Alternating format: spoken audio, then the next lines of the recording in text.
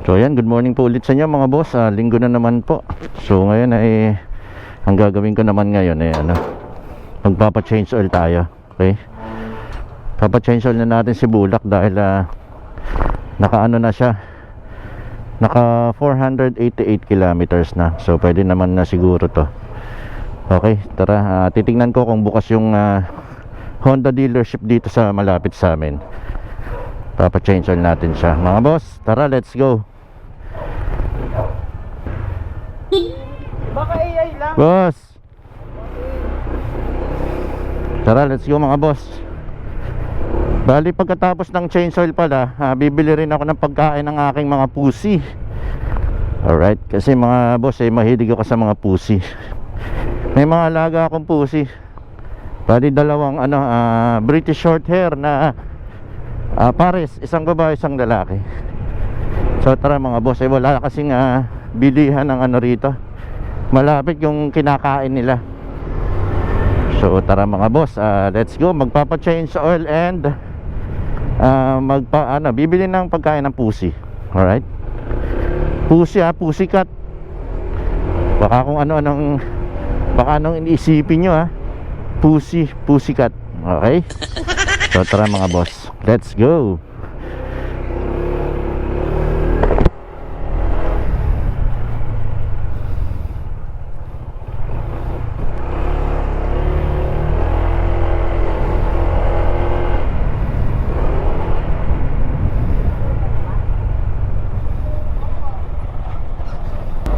Pautay-utay, nakakatakbo naman siya ng kahit minsan ko lang siya magamit. So bali na to, 3 kalahating buwan. 3 kalahating buwan na si Bulak mga boss.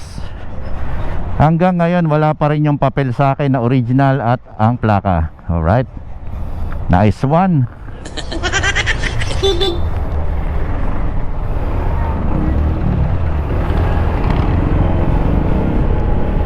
Samantalang yung iba mga boss, 1 linggo, 2 linggo meron na silang ORCR na original.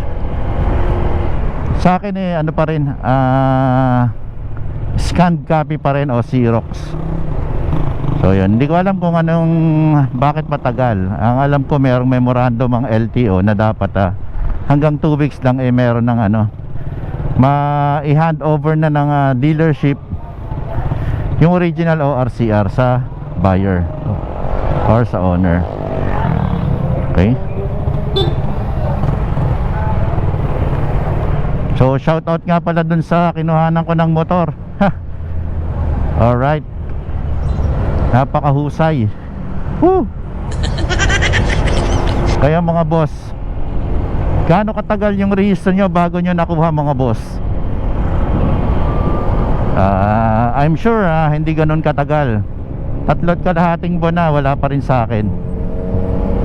So malapit lang naman yung Honda dito mga boss. Tingnan natin kung bukas siya.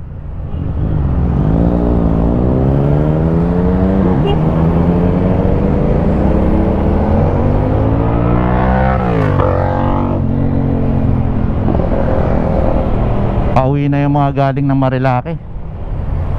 Na sila nag-uuwian na. Hindi muna ako nag-ride ngayon dahil papa-change oil natin si Bulak.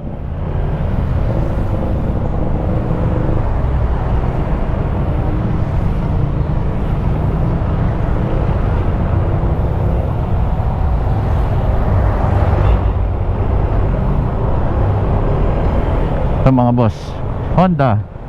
Wow, sarado mga boss. Ayan sarado. Tingnan natin sa iba. So baba tayo ng bundok.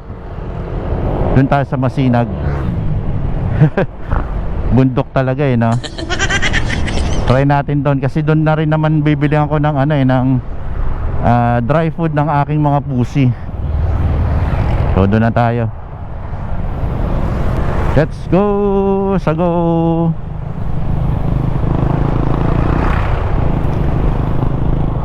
By the way mga boss, etong bagong etong ginagamit kong camera pala bago to. Wala lang, sinasabi ko lang. Kasi yung GoPro 7 ko, Hero 7 ko may kalumaan na. So yung mga goma niya ano na, parang naghihimul-mul na, parang ganon. Tsaka yung pindutan parang laspag na. Kasi tagal na rin sa akin yan, 3 taon na ata yan mahigit. Pero gumagana pa siya mga boss, syempre. Goods pa rin yung performance niya. Kaya lang naisip ko na syempre matagal na, bumili ako ng bago. Bago siya, sealed. Hindi sa mall, sa tao lang din, kasi napanalunan niya sa raffle. So pinost niya sa sa marketplace. Then nakita ko maganda yung price niya, tinawaran ko. So ayun, okay na, nag-deal naman kami. At binili ko. Okay, bago to, sealed pa talaga. Ako pa talaga yung nagbukas. Hindi ko na lang na video. Kasi ang tawag nito, excited ako nung nag-meet up kami, binuksan ko rin. Siyempre, chinek ko muna yung laman. Kung totoong GoPro. Kung totoong GoPro, sa kagandahang palad naman, talagang tunay, legit. Kaya ito, gamit ko na siya mga boss. Medyo hindi siya updated, GoPro Hero 10 lang ito. Pero goods na goods mga boss, Hero 10. Alright. So ito, unang unang try. Tingnan natin kung maganda kalalabasan. Nung settings ko, yung pinaka basic lang ang setting ko. So yun, nice one, nice deal. Shoutout nga pala sa nakadeal ko dito sa aking GoPro. Okay, shoutout po sa inyo. Salamat po sa nice deal. Okay, and po siya mga boss. Ayan tapos binilihan ko na rin siya ng kagad ng ng Ulanzi case. Yun, kaya nailagay ko na siya dito. Tapos binilihan ko rin pala siya ng kagad ng ng battery, spare battery, kasi yung original na nasa package ay isa lang ang battery. So bumili ako ng extrang dalawa at saka nung charger na Telesin mga boss. So yun, kasi mahirap naman yung isa lang ang battery mo mga boss, then wala kang charger. So ito, itatry na natin mga boss ang aking bagong GoPro Hero 10 Black. Okay, brand new mga boss brand new. Hindi to second hand.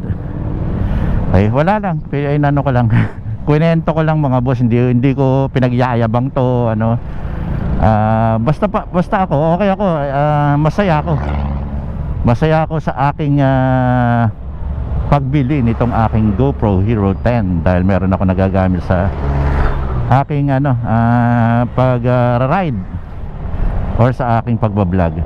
Okay, yun, congratulate nyo naman ako mga boss. Kahit na Hero 10 lang, ako yung masaya na. Okay, dahil 7 pa yung aking huling GoPro camera. Tara, time check mga. Time check po 9:50 ng umaga. Okay, dami ng tao sa kalsada. Maganda sana yung dami magagandang camera ngayon mga boss. Yung GoPro meron ng 13. Tapos yung DJI meron ng 5 Pro. Tapos yung Insta360 meron na rin silang bagong ilalabas. Kaya dami. Kaya lang syempre ibang presyo nun mga boss budget meal lang po tayo. So itong Hero 10 Black, pansamantagal, ito na lang muna. Okay naman na to. Then yung isa spare ko, yung 7 gagawin ko na lang spare, o kaya dito ko ilalagay sa sa harap, i-mount ko dyan. Hindi pa lang ako nakabili ng ng micro SD card, kasi kailangan din yon. Yung micro SD card nitong ginagamit ko ngayon ay galing sa 7. Yun ang nakalimutan kong bilhin mga boss.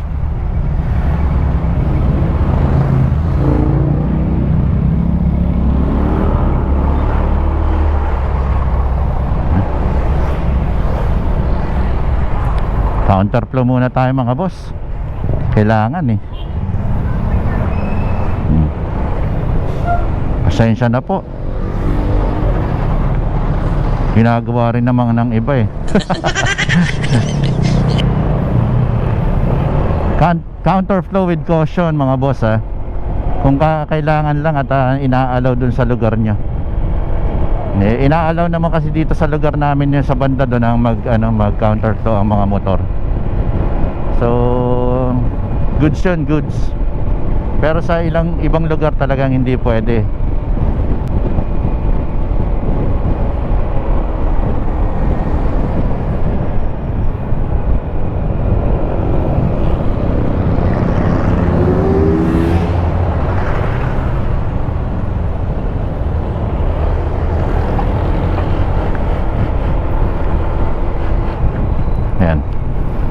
Dito nga pala yung ang pinaka main branch ng Imprint Customs mga boss, ayan. Dito rin yung factory nila. Ayan diyan ako bumibili mga boss ng aking damit. Okay. Shoutout nga po pala sa Imprint Customs. Suki nyo po ako. Baka naman. Alright. Nice one. Sana bukas yung Honda dito sa Masinag. Dahil kung hindi, pagpapaliban muna natin to. Ayan, 494 na siya. Saktong sakto to mga boss. 500 change oil. 500 kilometer change oil. First, ayan.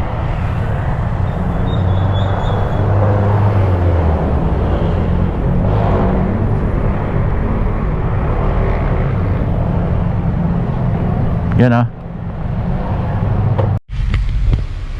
So ayan mga boss, waiting tayo.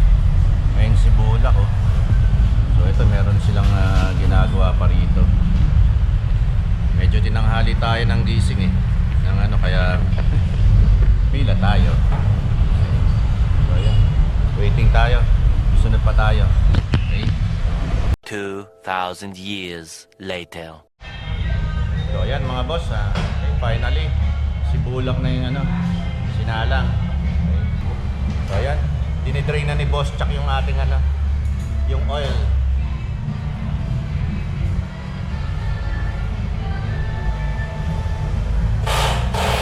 Si Boss Chuck meron din palang channel yan, nagbablog din siya. Ayun, support na lang po, Chuck Kalikot TV. Ayun, so Chuck Kalikot TV, yan mga boss, pa-subscribe na lang po sa kanya. Ayan. About sa sa pagme-mekaniko, sa pagre-repair ng motor, yan. Dito po siya sa Honda Masinag. So yan, hinihintay lang natin may drain ni Boss Chuck yung Ito nga palang gagamitin natin mga boss. Itong Pro Honda Premium Fully Synthetic Motor Oil. So yan, ito ang ilalagay natin mga boss. Rekomendado ni Boss Chuck to. So kaya garantisado to mga boss. Hindi siya garantisabog Tapos papapalitan na rin natin ng gear oil. 500 km change oil at saka gear oil. So ayan. Dito naman ginagawa ni Boss Chuck, pinapacheck ko na rin yung kanyang nut dito para C-tight na talagang mahigpit.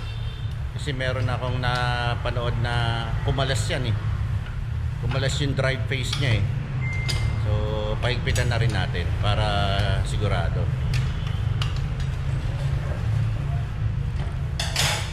Tinakbo na ito Yun So ayan ang niya.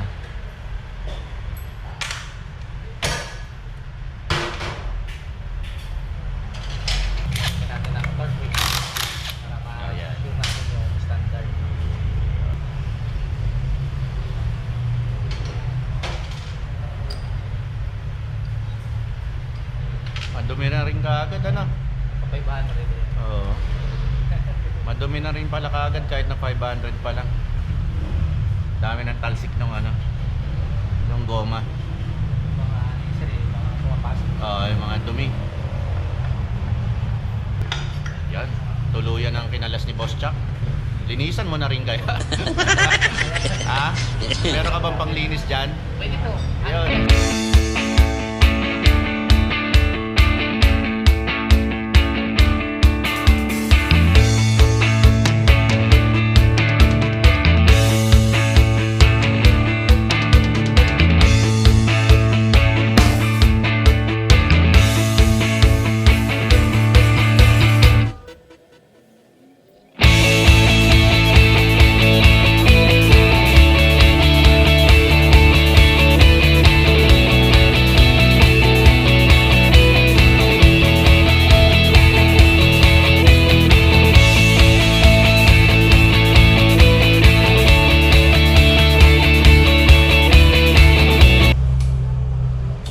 bale anong torque value niyan na Boss Chuck? Ito po, dito sa mismong Sa drive phase? face niya, 59 po. 59. Dito sa ano niya, 49. Okay. So doon sa drive phase, 59 dito sa Outer po po. sa pulley, 49. 49 foot-pound.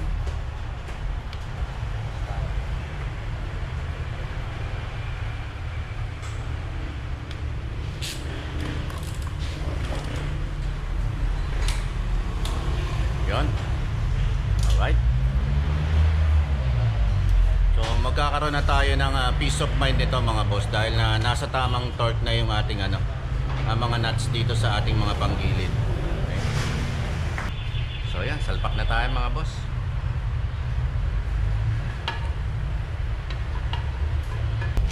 Talagyan ni Boss Chuck yung premium fully synthetic Honda oil.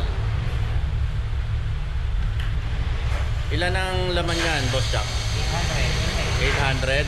O yan mga boss yung mga nag-DIY 800 po yung ingay 800 ml yan mga boss. Yung para sa mga nag-DIY, yan po ang gagawin nyo. Dahil ako rin sigurado sa susunod mag-DIY rin ako. Tansyado na ni Boss Chuck yan. Araw-araw ba namang ginagawa niya yan alam niya na kung ilan ang ititira niya dyan. Hindi naman tayo kailangan perfecto Diba Boss Chuck? Oo sir. That's it. Tapos na ang ating change oil, change gear oil, saka CVT cleaning. Okay. So yun ang ating first service dito kay Bulak mga boss. Ano?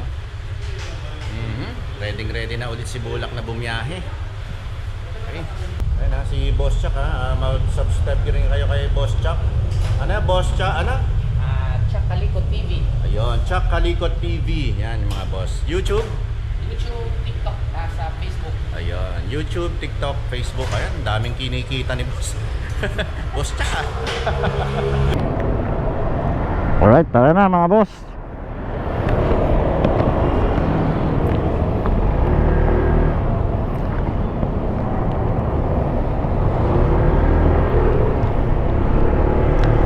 Alright, let's go.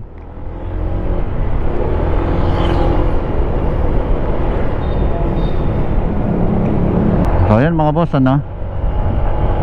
bali ang ginawa nating service doon first 500 km change oil, change gear oil, at saka cleaning na rin ng CVT dahil